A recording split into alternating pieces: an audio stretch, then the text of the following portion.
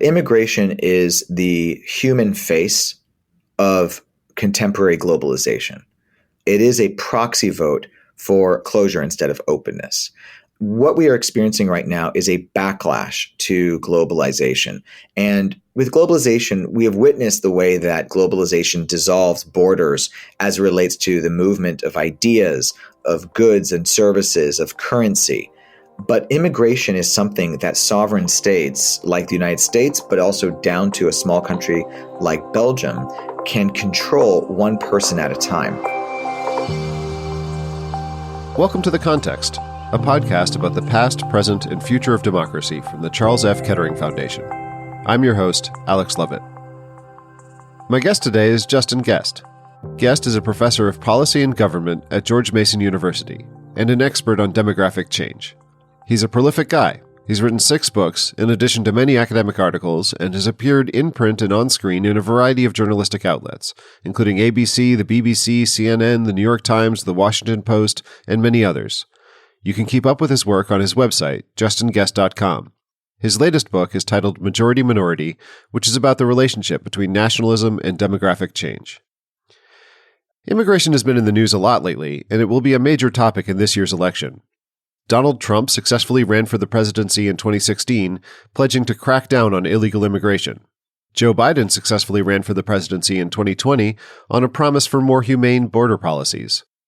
Now these two men are competing for the same office, and as Gest and I discussed during this interview, more Americans name immigration as the top problem facing the country than any other issue.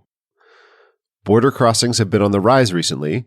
For each of the last 3 years, the US Customs and Border Protection Agency has reported apprehending more than 2 million people illegally crossing the southwestern border, compared to an annual average of less than 500,000 for the pre-COVID decade of 2010 to 2019.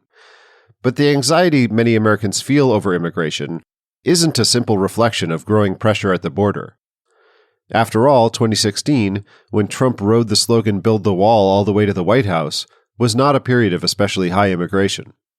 So maybe Americans' attention to the topic has less to do with how many people are arriving in the U.S. any given year, and more to do with the demographic change our country is experiencing, including the projection that within the next 2 decades, we will become a majority-minority country.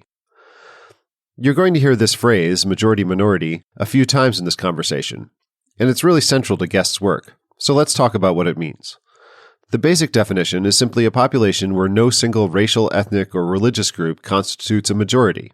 But since these categories, race, ethnicity, and religion, are culturally constructed and constantly evolving, majorities are in the eye of the beholder. Depending on how you define race, the U.S. is about to become majority-minority in the 2040s, or maybe it already did back in the 1920s. Race is real in the sense that observable characteristics, like skin color or hair texture, are genetically inherited. But mostly what makes race real is what's in our heads. Most of North America's early white settlers were Protestants from northwestern Europe. When Catholic and Jewish immigrants from Ireland, Southern Europe, and Eastern Europe started arriving in larger numbers in the U.S. in the late 1800s, that seemed like a distinction worth noting. The new immigrants could be distinguished by their language and accents, their foods, their culture, but also through subtle gradations of skin and hair. It seemed like such a notable difference, in fact, that the country kind of freaked out. As a settler nation, the U.S. had generally welcomed immigration. It was a big continent, full of resources, and in need of labor. Enslaved people from Africa had been an early solution to the labor problem. By the turn of the 20th century, slavery was over, and most Black Americans lived under segregation, without access to full citizenship rights. The economic boom of the California gold rush was largely fueled by the labor of Chinese immigrants, but that door was slammed shut with the Chinese Exclusion Act of 1882. In the 1920s, when the U.S. freaked out about the new arrivals from Southern and Eastern Europe, it didn't completely close the door. But America did pass new quotas on countries which had only recently become sources of immigration. Over the next 50 years, the percentage of first-generation immigrants in the U.S. fell by 30%. And as a percentage of the population, was cut in more than half. But the other thing that happened is that some of those distinctions that seemed so important a century ago started to seem like less of a big deal. Some of that was assimilation in every direction. The new arrivals tended to learn English, everyone learned that pizza is delicious, and white Americans redefined their idea of who shared their racial identity. Physical distinctions of skin color, facial structure, and hair and eye color that your grandparents might have noticed now don't attract your attention. And in 1965, the U.S. replaced the old quota system and propped the door open a little further. This began a new chapter of increased immigration and increased anxiety about immigration in the U.S., ushering in our current era of divided politics and policy stasis. But Justin Gest can tell that story better than I can, and he does so in this interview, alongside other insights into the causes of human migration, how the U.S. Census divides us, and how we can build a more inclusive civic identity of what it means to be an American.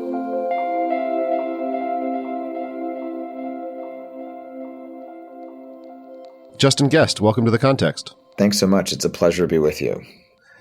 So your research focuses on multiracial societies and how they succeed or fail to build harmonious, peaceful communities. That's a pretty important question for the United States and a number of other diverse and diversifying nations around the world. How'd you first get interested in that topic? Ooh, gosh, I think it goes back to my childhood. I grew up in Los Angeles, California, and I went to public schools all through elementary and up to high school. These were formative years for me, and it was a majority-minority high school. There was no single ethnic or racial or religious majority.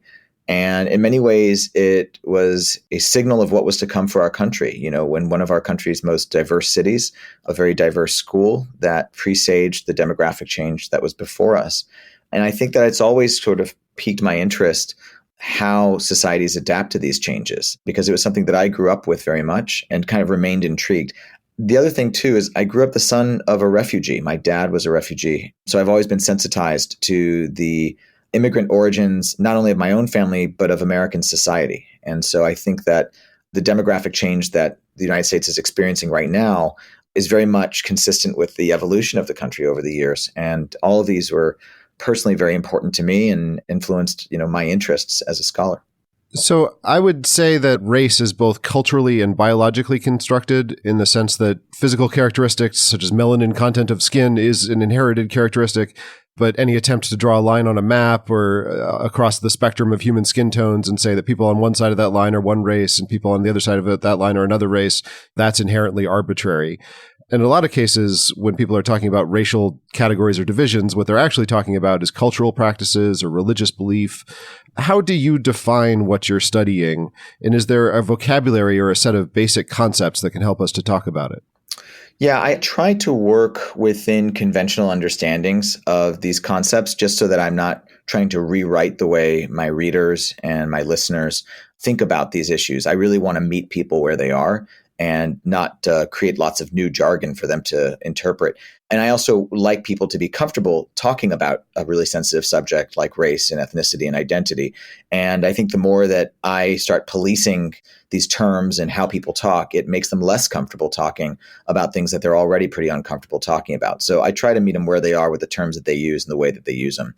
That said, I think that the most important concept or term that I do introduce and talk a lot about is the idea of a majority-minority country or a majority-minority society more broadly.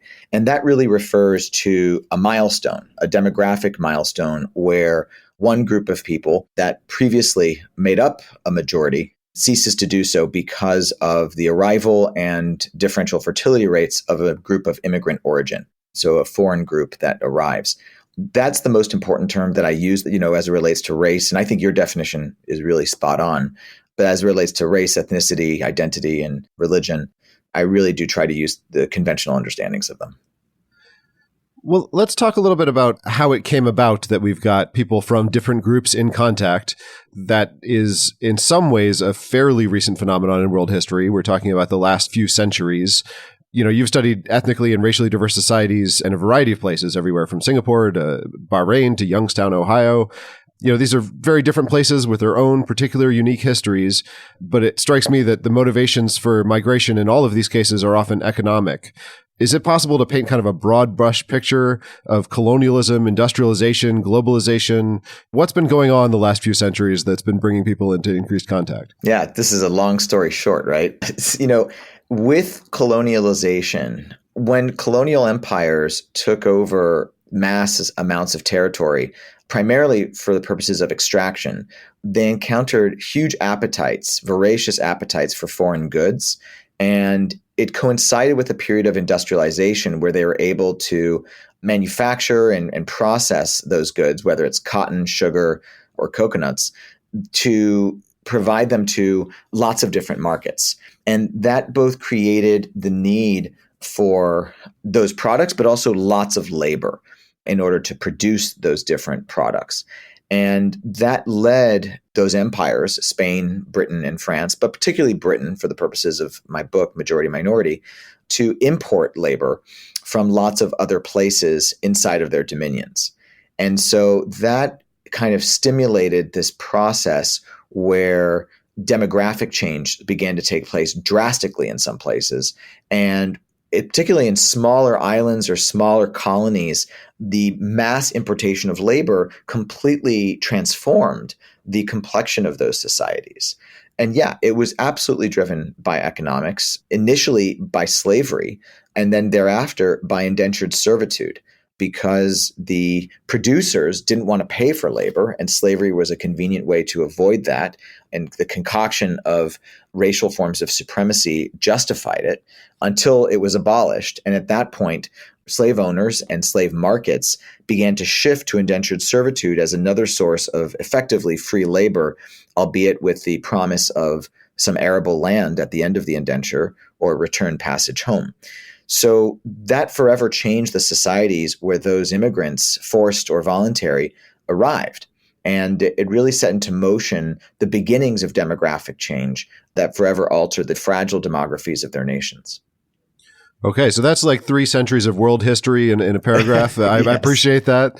How about today? Can you discern any kind of overall patterns of where people are coming from today, where they're going, and what is driving that migration?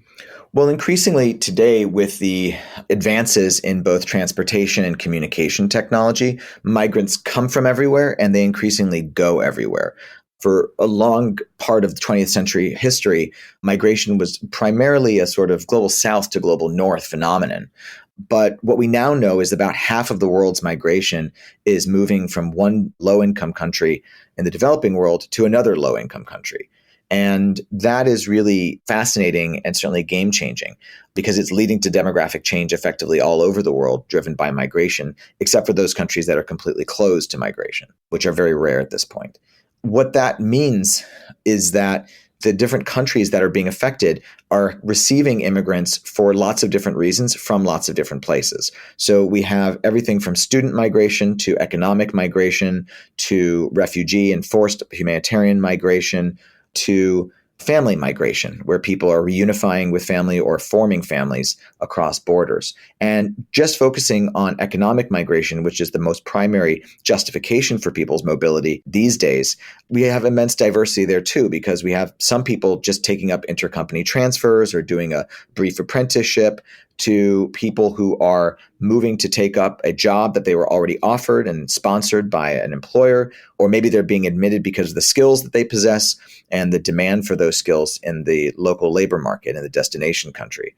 And so that amount of diversity, overlaid upon that also entrepreneurs and people with extraordinary talent, you have a world in motion, and for lots of different reasons among lots of different people from lots of different places. Well, so let's talk about the U.S. You've studied immigration in multi-ethnic societies all over the world, as we've just discussed. But for the rest of this conversation, I'd like to focus on one nation in particular where ethnic divisions and contested ideas of identity present a threat to democracy, which is the United States. So first of all, how does immigration in the United States compare to other wealthy democracies? Do we have more immigration or less? How do our immigration laws compare to other peer nations? We're weird.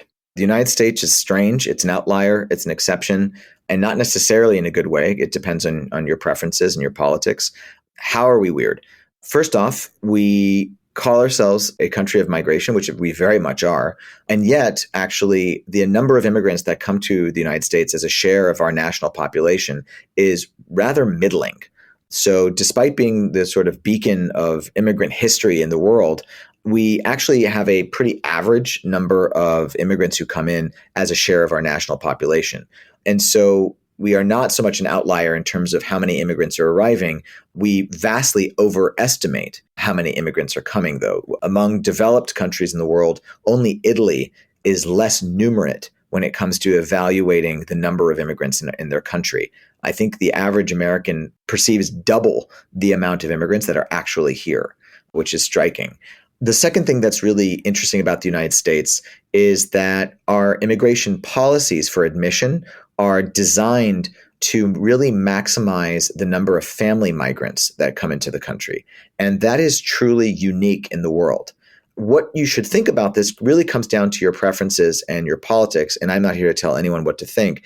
On the one hand, you might think that is incredibly humane because we are reunifying families and we're relying on what you could effectively call chain migration driven by social networks and family relationships to bring people over, help them integrate into the country, help them find work, help them learn the customs and norms of the United States. It's a wonderfully humane approach that has permitted the consistent arrival of immigrants over time. On the other hand, another perspective, an alternative perspective, would say this is completely foolish and unstrategic because you're bringing in immigrants who have family connections and family ties, but don't necessarily meet the economic needs of the country. And the immigrants that are coming in could otherwise also be humanitarian migrants who are desperate for help and are often fleeing war zones that the United States had a hand in. So there are a lot of different perspectives about what should be the principal justification for allowing people into the country. Most of the world focuses heavily on economic immigrants. They focus on skill targeting or employer sponsorship or employer wish lists of the kinds of immigrants they need to fill critical vacancies, or they target highly skilled immigrants with lots of talent in growing industry areas, industrial sectors. The United States doesn't really do that much. That's a fraction of our annual admits. In fact, it's actually quite difficult to bring in economic immigrants into the country. Meanwhile, about 2 out of every 3 permanent immigrants coming into the United States are coming on family visas. And that is about double the closest country in the world when it comes to family migration. Only France and Ireland are anywhere close to us, and they're not that close. The United States is nearly double both those countries in terms of the share of its visa mix that are coming from family migrants. Well, let me try to follow up on a couple of things you said there. So one is, you're saying that we have a kind of unusual immigration policy in the world right now. When did that policy start? What's the history of that policy? It really goes back to 1965. So the United States had effectively a closed-door policy of very racialized admissions terms. We basically banned anyone from coming to the United States unless they were of European origin or already inside of U.S. territories up until the 1960s. As part of the Civil Rights Movement and the Race Relations Act, the United States government passed the Immigration and Naturalization Act, and that hinged immigration on family migration. And at the time, government was not suddenly doing something really progressive. They thought that by permitting greater family migration, it would simply be utilized by pre-existing European origin Americans to bring in other Europeans into the country. But what that did was open the door for future generations of Latinos and Asians, by far the fastest growing arrival group in the 1970s, 80s, and 90s, to sponsor family members and completely transform the ethnic and racial and religious demography of the United States forever thereafter. And so the great opening of the 1960s was actually remarkably unintentional. So that policy has been more or less unchanged for the last 60 years now. Think of it as policy formaldehyde. Well, and that's what I want to ask about. So immigration is famously an issue that our national politics struggles to make progress on, to make changes on, whether it's progress or not. And we've seen that repeated attempts to pass immigration policy reform that have failed. We recently saw that with a bipartisan bill that had support in the Senate. Biden said he'd sign it, but it has not come for a vote in the House. Why do you think it is so difficult for the American political system to reconsider immigration policy? Well, we've had little updates along the way since the 1960s. In 1986, there was a major act called IRCA. Thereafter, there's another update in 1990, another one in 1996 that was dealing largely with the undocumented and the criminalization of people's unauthorized arrival or stay in the United States. But basically, it's been unchanged since then. And the reason why is that immigration was historically a sort of tertiary issue, a really minor technical issue on the American political landscape. But since around the 2000s, it has become a litmus test for partisanship. It has become one of the most sensational and inflammatory issues in U.S. politics. In many ways, you can use it as a predictor of people's partisan leanings just to understand their views on immigration, on whether we should have more or fewer immigrants in the country, on whether we should be facilitating their citizenship and settlement in the country, on whether they contribute as net contributors to the United States or whether they're net detractors. These kinds of questions often predict our politics because our politics have evolved into something that's more than just left or right, but really more about open versus closed. And so this little issue, this technical tertiary matter from 30, 40 years ago has become one of the most divisive matters in American politics today. And that is why we have the stalemate, because both sides are completely uncompromising in their views to the detriment of any reform. That segues into the other question I wanted to ask, which was, as you mentioned, the U.S. current levels of immigration are historically high for the United States. If I have this right, the percentage of people in the U.S. right now who were born out of the U.S. is not as high as it's ever been, but it's higher than it's been in a century, more or less. We're approaching about 14%, Alex, and the highest we've ever been is around 14.5 or something like that, maybe max out at 15%. That was around the turn of the century, or before the turn of the century, I think, in the late 1800s. Yes, we are approaching our high. Just to contextualize this, though, in what I was saying earlier about other countries, a country like Switzerland or Australia or Canada is around 30%, double the share that we have. A country like Qatar or the United Arab Emirates is around 90% foreign born. And so 14% is relatively high in historical terms to the United States, but contextualizing the rest of the world, it's middling.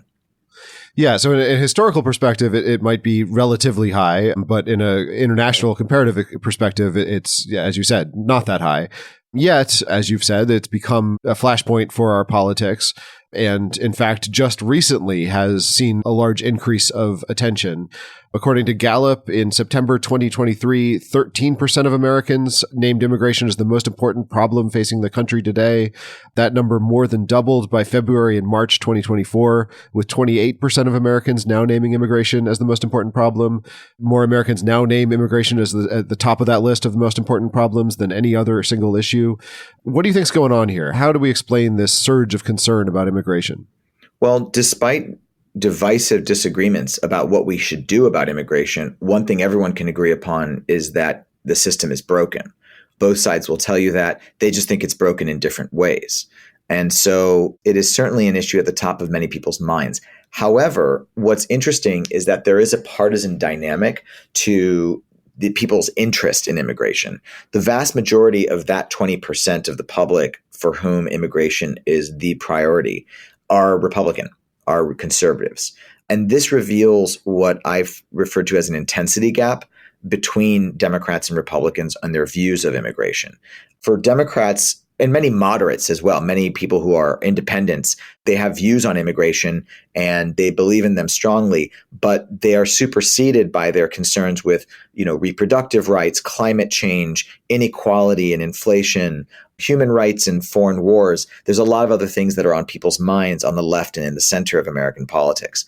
But on the right of American politics, immigration is, for almost everyone, a top 3 issue. And for many, about a third of people on the right, the number 1 issue, the single most important issue on their minds come election day.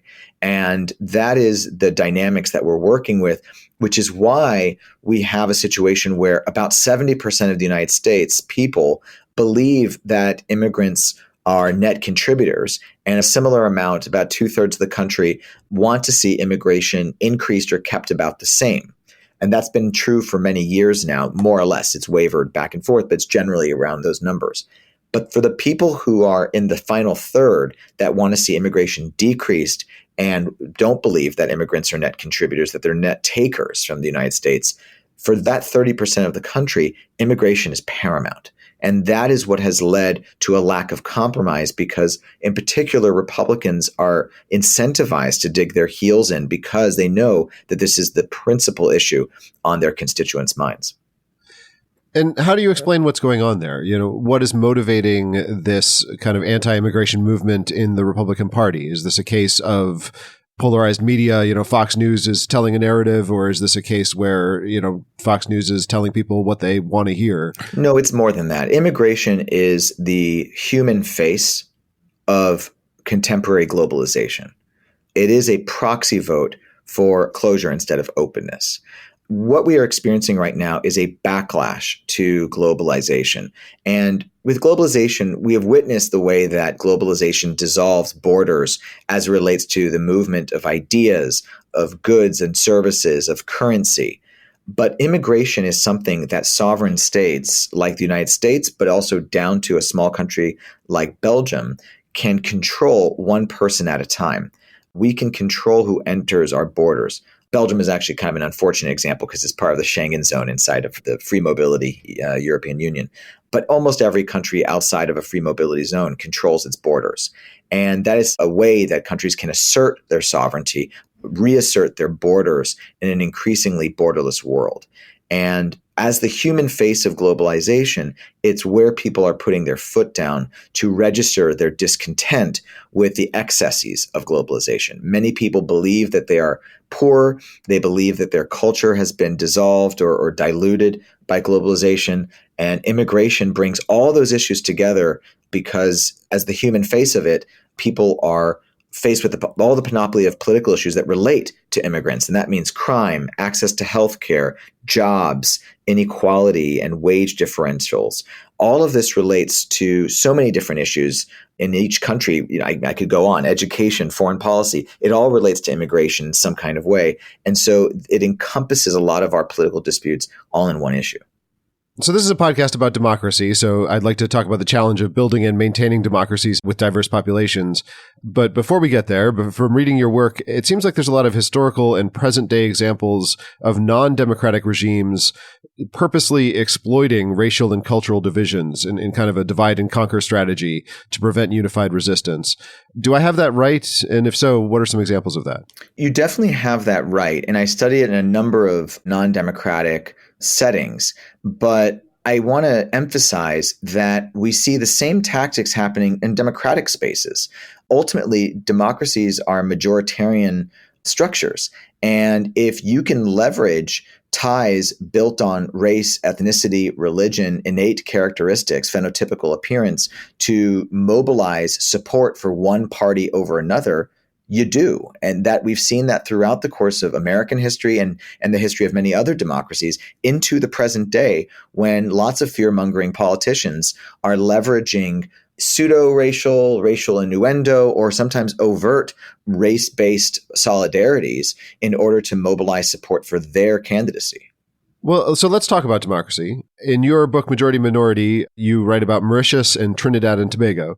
These two nations are 8,000 miles apart, but both of them are former British colonies and subject to the colonial history that you talked about earlier. In each of them, the largest two ethnic groups are Creole descendants of enslaved Africans and descendants of indentured laborers from India. Both of these nations are now democracies, but they have ongoing political and cultural conflict between these large ethnic groups. What can we learn from these examples about the challenges of building multiracial democracy? Well, I think they presage the problems that are already starting to happen in the United States and also elsewhere in a number of other multi-ethnic, multiracial democracies. Effectively, what we see, again, this is going to be a long story short, in places like Mauritius and Trinidad and Tobago, is the racialization of their political parties. In Mauritius, you have parties that are drawn along overtly ethnic and religious lines. There is a Indian origin Hindu party, an Indian origin Muslim party, and then there's the sort of Creole French Catholic party there. And they are quite overt about that.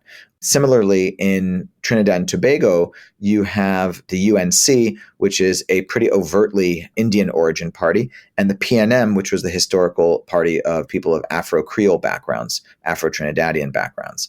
And that is about the worst case scenario for a country like the United States or Canada or Australia or the United Kingdom, because suddenly our partisan and political disputes, which ought to be on matters of attitudes and policy preferences, become linked into these political mega identities that are connected to identity that is phenotypical in nature and unchangeable. And it allows our politics to devolve down to disputes that are ultimately irresolvable because they're based on racial, ethnic, and religious rivalries. And that is going to impede our ability to self-govern. We're not going to be able to find compromises because the cycles of argumentation continue eternally thereafter. And we're already at risk of seeing this happen in the United States. And I've written a lot about the appeal of Donald Trump and the Republican Party of late among Latinos in the United States, which on the bright side could stave off these worries about the racialization of American politics. In fact, actually, I was quite excited to see that some Latinos were interested in the Republican Party because it suggested prima facie that we weren't racializing our partisanship. However, a deeper dive, look under the hood of this phenomenon, we already can see that predominantly the Latinos who find the Republican Party appealing, particularly under Donald Trump's leadership, often self-identify as white themselves. And how this is happening is because you can be both a white person and someone who identifies as a Hispanic, because in the United States, we think of being Hispanic as an ethnicity and white as a race. So that's actually kind of depressing compared to the possibility that Latinos of different racial backgrounds could be finding the Republican Party of interest. So it's very much a watch this space, but I think that Trinidad and Tobago and Mauritius are cautionary tales for a multi-ethnic democracy like the United States and others. Well, let's talk a little bit about America's history of being an immigrant society, as you talked about. In your book, Majority Minority, you write about 6 different island communities where no single ethnic group constitutes a majority of the population. And in a lot of these places, as we've already discussed, ethnic divisions have become major dividing lines. And the 2 places in the book where you say populations have redefined themselves under more inclusive identities in Manhattan and Hawaii are both American. That's not to say that there's, no conflict whatsoever and they've completely transcended ethnic tensions, but, there's maybe some reason for hope there and some reason to think that there's an American tradition of building broader identities. When you say that New Yorkers and Hawaiians have constructed more inclusive identities, what do you mean by that? Yeah, well, first off, it's important to emphasize that these are reconstituted identities relative to the disputes that those 2 venues were having in the late 19th century. The story of New York and immigration begins really with the Irish potato famine between 1845 and 1854. And if one looks at the status of Irish people in the United States today, similarly with Italians, Greeks, Jews, Slavs, Germans, etc., we have seen their integration into America as a major success story.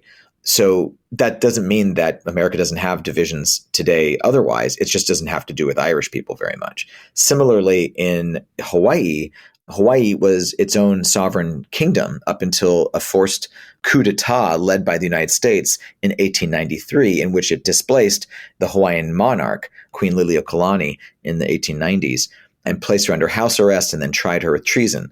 And at that time in Hawaiian history, Hawaii was coping with the arrival and settlement and integration of a variety of foreigners, primarily from East Asia, Japan, China, the Philippines, etc., that were admitted by the monarchy itself before the Americans even got involved. And when we take a look at the place of those Asian minority groups in Hawaiian society thereafter, it's also a huge success story. What we've seen is similarly with the Irish. We've seen intermarriage. We've seen the amalgamation of a Hawaiian and a New York identity that ignores previously important racial lines, lines that were once salient, like Catholicism or Irishness or being Japanese or Chinese. Those have largely dissolved. And that's because we have seen the reconstitution of what it means to be a Hawaiian and what it means to be a New Yorker and an American in a broader sense. And so those 2 places have come a long way as it relates to those groups. But we still have a lot of work to do in the United States because many other minority groups, immigrant origin groups, have come to the United States since in just the last half century. And we're still figuring out ways to reconstitute ourselves and re-understand what it means to be an American in a way that is both inclusive of both these immigrant origin minorities, of African American minorities, of indigenous groups like Hawaiians, all at the same time while maintaining a sense of exclusivity, something that makes America different and distinct from other parts of the world. So the real challenge before us as the United States, as it's kind of unfurled from Hawaii and New York today, is really to be both inclusive and simultaneously exclusive. I want to ask about how the idea of an inclusive identity relates to pluralism. So the fact that New Yorker identity or Hawaiian identity didn't become sort of racially polarized doesn't mean that, the Hawaiians still dance the hula, New Yorkers still celebrate St. Patrick's Day. How do you define what is a healthy acceptance of cultural pluralism versus what's kind of an unhealthy exclusive identity that prevents different groups from kind of having united identity? Well, pluralism comes down to the recognition and acceptance of different viewpoints and different backgrounds, and ultimately ends in cooperation and mutual flourishing of different groups from different backgrounds. So I think that's ultimately what we're looking for.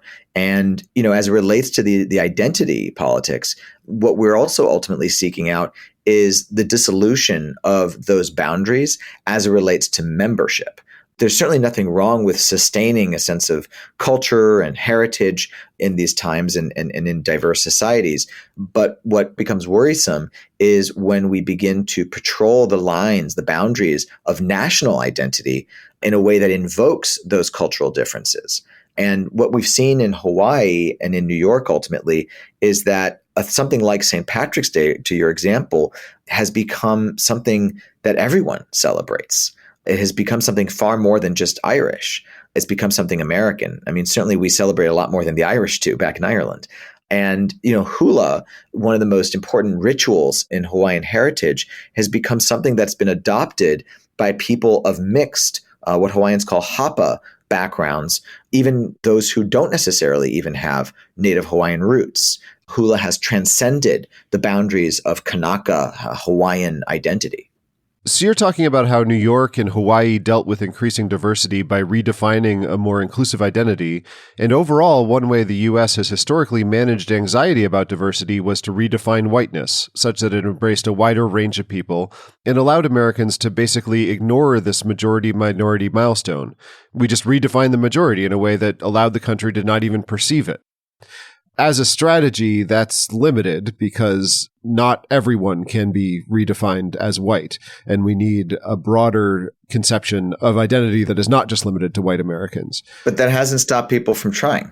We are already witnessing the expansiveness of whiteness to include Latinos. We already talked about this as it relates to those who favor the Republican Party, but also to expand whiteness to include people who are half white. We have a lot more mixed marriages and mixed children being born in the United States.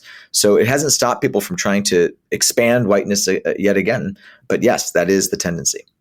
Well, I guess the question I'm trying to ask is, it seems like that can only take you so far. That's not ultimately going to build an American identity that embraces Black folks and Asian folks and people from all over the world.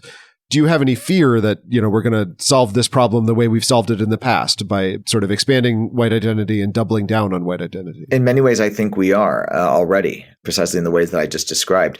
The other thing that we have done in the past beyond broadening the boundaries of whiteness was to also shut down our borders. When we reached that majority-minority milestone, that was also a period of closure in American politics, where we ethnicized and racialized our immigration admissions rules and otherwise basically cut back how many people we were welcoming into the country for any reason. So, yeah, I think we're already there. We're repeating a lot of the same errors that we made 100 years ago or so. And, in the end, what we ultimately need to be doing is not thinking about how we can expand whiteness. We need to think about how we can broaden our understanding of America. And I think that calls for less ethno-religious understandings of who we are and more civic understandings of the nation, civic understandings that rely on an American creed that links everyone together. And I think that we have those resources in American society. There are certain things about the United States that we can all connect to that transcend the boundaries of race and ethnicity and religion. Let's talk a little bit about the census. In the U.S., we've been gathering data on the racial makeup of our population since way back in the first census of 1790. What's the point of the government doing this? Why should we collect data on race and ethnicity? I think that we absolutely should be collecting data on race and ethnicity, and I think that we should be doing it in a much better way. The US Census is one of the greatest impediments to formulating a more consolidated identity among Americans today. It has replicated the lies inherent in the construction of racial identities in the United States. It has perpetuated the myth that whiteness today is anything like what whiteness was when it was innovated as a trope, as a justification for the subjugation of people. And it really is fundamentally unhelpful to the mission of social cohesion in the United States, because it makes people think that we can be split up into these monolithic labels that completely ignore the staggering diversity of the United States. The only way you have the racialization of political parties, like we see in Trinidad and Tobago, in Mauritius, in the United States today, is when you have institutions perpetuating the myth that the different groups are somehow solidaristic, are somehow similar, when in fact they are incredibly, remarkably diverse. The idea that a white person who, has roots in Lebanon has really that much in common with the quote unquote white person with roots in Scotland is kind of laughable. And the idea that Asians, from a place like Afghanistan or Sri Lanka should be grouped with Asians from Japan or Korea. These are all just broad categories that do not reflect real solidarities and the real diversity of the country. And it altogether ignores the fact that not just the vast majority, pretty much every American has some immigrant roots today. And that one fact is so much more unifying than anything else out there. And we ignore it by basically perpetuating the myth that we are subject to these completely constructed labels. And so the census is a massive impediment to us as a society recognizing and reaching this epiphany that there's so much that unifies us, but also that we are hopelessly diverse in the best possible way, and that the labels that we use to categorize each other are effectively bankrupt. But if you read the US Census reports, they ignore that diversity in so many different ways by insufficiently reflecting it. And the problem with that, of course, is that what the census does sets the tone for data collection and box checking to the level of employers and customer satisfaction surveys and university admissions, et cetera, such that we all end up parroting exactly what the census has otherwise institutionalized. Maybe this is an example of the census promoting division. In 2015, the Census Bureau put out a report that projected that the United States would become a majority-minority nation in 2044. A wave of media coverage followed that report. And several studies, as you've written about, have found that informing white Americans about this demographic trend, that this majority-minority milestone approaches, tends to make them identify less with the nation and more with their race. They express increased fear and anger towards people of color. You're obviously not scared of the phrase majority-minority. You've titled a book that. And as you pointed out, white Americans, using older categories of white Anglo-Saxon Protestants, we passed the majority-minority milestone many years ago. Do you have any concern that talking about demographic change can exaggerate negative responses to it? I think that talking about it in a way that's inaccurate can definitely exacerbate things. But I think that we must, and actually my research shows that when we do talk about it with accuracy, people change their minds about immigration. When we expose them to information that reveals our diversity, but also reveals the fact that we are aging as a society and that we need more immigrants in order to sustain the nation and its population and our market power, people change their minds. So I actually think that we should be having frank conversations about demographic change. I think the problem is that we've allowed fearmongers to exploit people's prejudices and exploit people's hunches rather than actually illuminating the real truth behind the social trends that we're experiencing. And the most fundamental truth I think that we should be spreading as far and wide as we can is exactly what you said, which comes from majority minority. We have reached this majority minority milestone a long time ago. The United States is already a majority minority country by the standards of the 19th century. If whiteness is limited to Anglo or Northern European Protestants even, those white people have become a minority in the United States probably around the 1920s, about 100 years ago. And so why are we flipping out about this next majority minority milestone? Well, it's because we've completely redefined what whiteness is to the detriment of our society. It has only led to the subjugation of other groups who are deemed not white enough.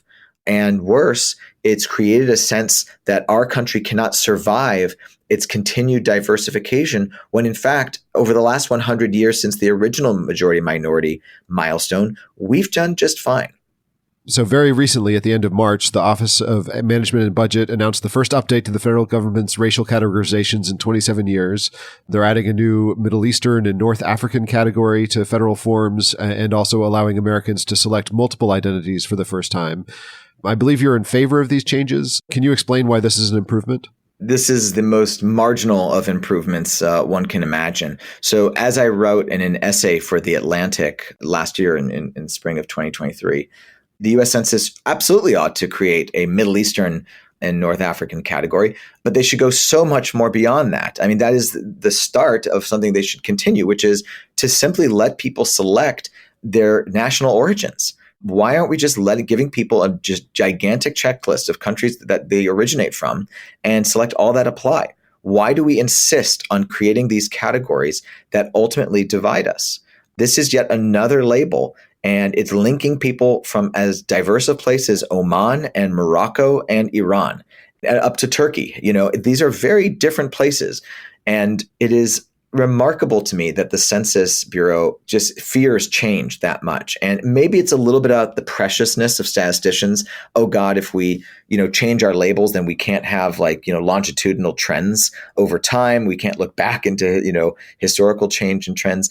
But that's just not true. If we were to allow people to just pick as many national origins that apply, not only will it reveal the immense diversity of the country and the fact that there is no majority, and there never really has been, at least for the last 100 years, in terms of origins, it will also allow us to continue to categorize people when convenient, because certain countries are going to be inside of those regions. And if you really want to know who has Asian origins in that gigantic region that we call Asia, you can still do that.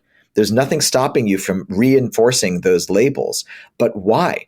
Why are we creating labels that only serve to divide us and that falsely create socially constructed distinctions that really have no social bearing? I think that the census should get inspired by the creation of this new Middle Eastern identity and just throw the whole thing out and start over, which would be the best thing they could possibly do. So you're saying this is a fairly minimal change, but it is a real change that will affect the federal government's demographic statistics going forward. Do you think that will impact the results of a future census or other federal research into the U.S. population? Should Americans expect to see shifts in the results of the 2030 census? Well, absolutely. So if you consider people who are Middle Eastern or North African non-white, we will reach the majority minority milestone faster, because majority minority leans on the silly distinction of whiteness and non-whiteness. It divides America into the simplistic binary of whiteness. And so creating a Middle Eastern or North African category, it will shave off several percentage points from the people who otherwise normally self-identify as white. And that means anyone from the Middle East, Jews, people from North Africa. This is not a huge share of the U.S. population, but it will dwindle the share of people who self-identify as simply white with no ethnicity into something smaller. Now, because the U.S. Census separates race from ethnicity, you will basically see anyone who selects Middle Eastern and North African as their ethnic group, they will still self-identify on the separate question of race as white.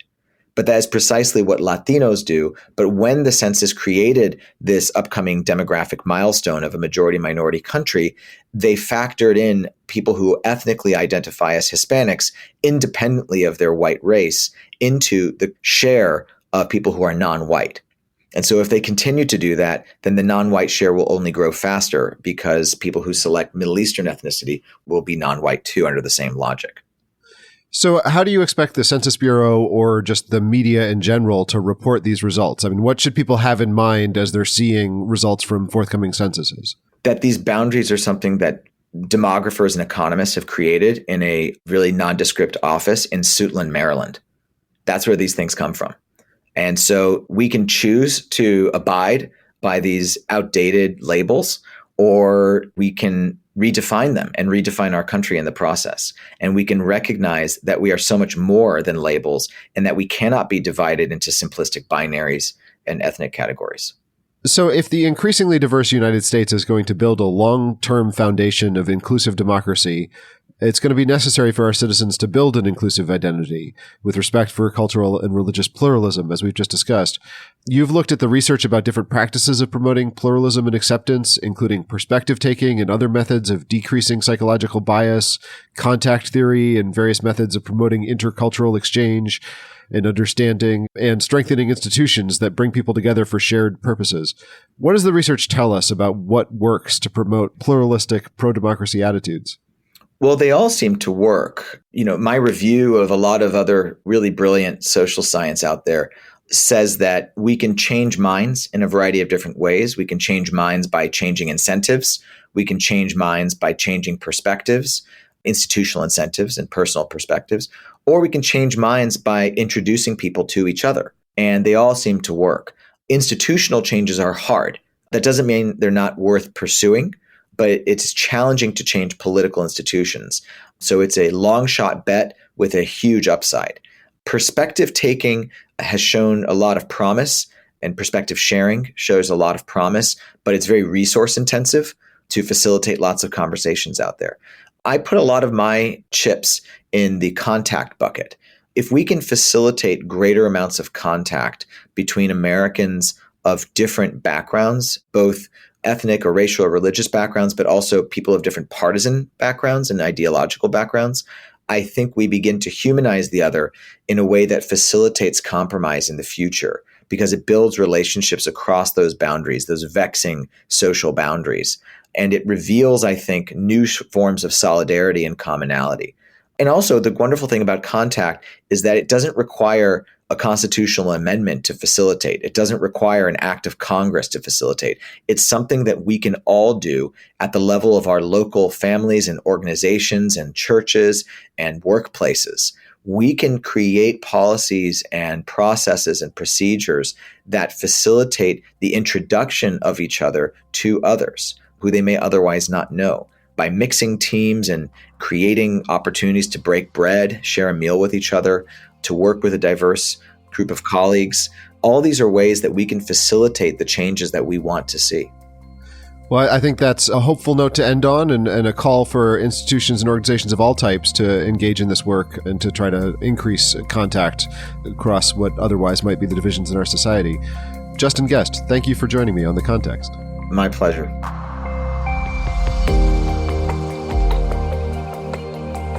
The Context is a production of the Charles F. Kettering Foundation. The opinions expressed on this program do not necessarily reflect the views of the Kettering Foundation, its directors, or its officers. I'm Alex Lovit, a senior program officer and historian with the Foundation. Other people who work to bring this show to you include our research assistant, Isabel Pergandy, our episode producer, George Drake Jr., and our director of communications, Melinda Gilmore. If you have questions or thoughts about the show, reach out at thecontext@kettering.org. Visit our website, kettering.org, to learn more about the Foundation or to subscribe to our newsletter. If you like the show, it really does help us reach new ears if you'd be willing to leave a rating or a review on Apple Podcasts or whatever platform you get your podcasts from. Or cut out the algorithm middleman and just tell a friend who you think might be interested. Thanks, and we'll be back in 2 weeks with another conversation about democracy.